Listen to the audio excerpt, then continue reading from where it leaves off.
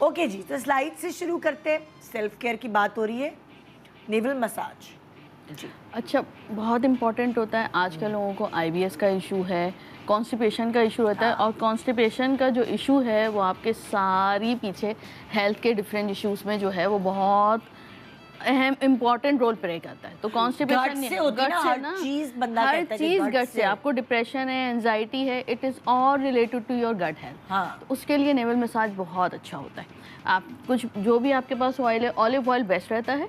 Around the जो है naval area आपने जो है मसाज करना होता है। तो ये रोज करनी चाहिए या क्या? हफ्ते में 2 दफा कर बना लीजिए। लें। देखिए, अगर आपको कंटिन्यूअसली जो है वो कॉन्स्टिपेशन का जो है प्रॉब्लम है, आपको लगता है आपका गट हेल्दी नहीं है, आपको कोई डाइट एब्जॉर्प्शन अच्छी नहीं होती है, ये आपको लगता है कि मैं खाता तो बहुत अच्छा हूँ लेकिन जो है मेरी हेल्थ जो है वो बढ़ नहीं रही है, तो it is all related to your गट।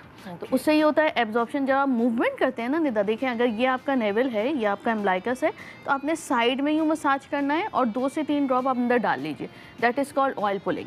जब अंदर जाता है वो आपके पूरे इंटेस्टाइन को जो है वो हील अप करने में बहुत ही इंपॉर्टेंट रोल प्ले करता है। ये चीज़ें हम खाते तो हैं, लेकिन आप देखें हम ऑयल भी खाएंगे तो थोड़ा सा पक चुका होता है। ऊपर से सैलेड में कितने लोग खाते होंगे? बहुत ही कम सैलेड के ऊपर स्प्रिंकल करके खा रहे हैं। रिवाज ही नहीं है, ठीक है, इस वाले खाने का रिवाज, इस वाले खाने का रिवाज नहीं है। तो इसीलिए जब हम डालते हैं अंदर ऑयल पुलिंग से क्या होता है, अंदर जितने टॉक्सिन्स होते हैं वो आपके एक स्टूल में पास होकर निकल जाते हैं।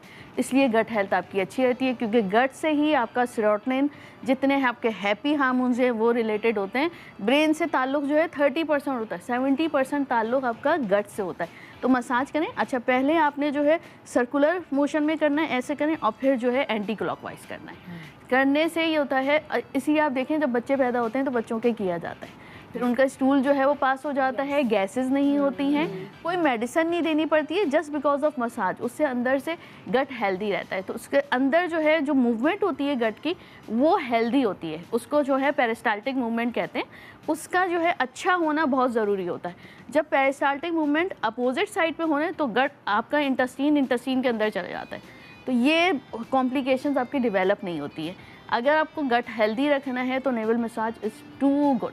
करने की आदत डालें, देखें सही रहेगी। डॉक्टर बतूल, जैसे मेरे एक सवाल है छोटा सा, मैं पूछ सकती हूँ? मैं ये पूछना चाहूँगी, जैसे बच्चे पैदा होते हैं, कोलिक होते हैं, उनके लिए कुछ है आपके पास? कोलिक में यही मसाज किया जाता है, मसाज किया जाता है, एंड दे गेट रिलीफ। लेकिन इमीडिएटली हींग डाल के, बिल्कुल हींग डाल के, तेल कोई भी हो, सरसों के तेल कोई भी हो, तेल कोई सा भी हो, लेकिन ये कि आप इमीडिएटली दूध पिलाने के बाद नहीं करेंगे। अच्छा। ठीक है, दूध पिलाने के कम से कम जो है 1 घंटे 2 घंटे के बाद, बच्चे को बर्फ आ गई, आपने हल्का सा सहलाया, उसके बाद जो है आप मसाज करके फिर शावर दे दें।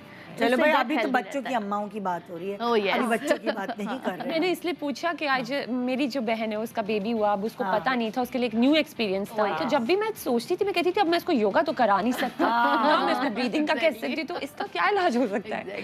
सो दैट्स व्हाई हम लोग अक्सर ऐसा होता था जब हमारे बच्चों को ये अपने सुकून के लिए हम अपने बच्चों के मसाज करते थे, तो उसको भी, बच्चे को भी की टांगे पकड़ के जब मसाज कर रहे होते थे, पेट के करीब लाते थे, तो वो भी एक प्रेस इन करवाते हैं, गट मूवमेंट होती है उससे, गट प्रेस कराते थे, उसको उल्टा अपने पैर पे लिटा के उसका इस तरह मसाज करते थे, सो उसकी गैसेस रिलीज होती थी, फिर कॉलिक बेबीज जो होते हैं उनको फायदा होता है।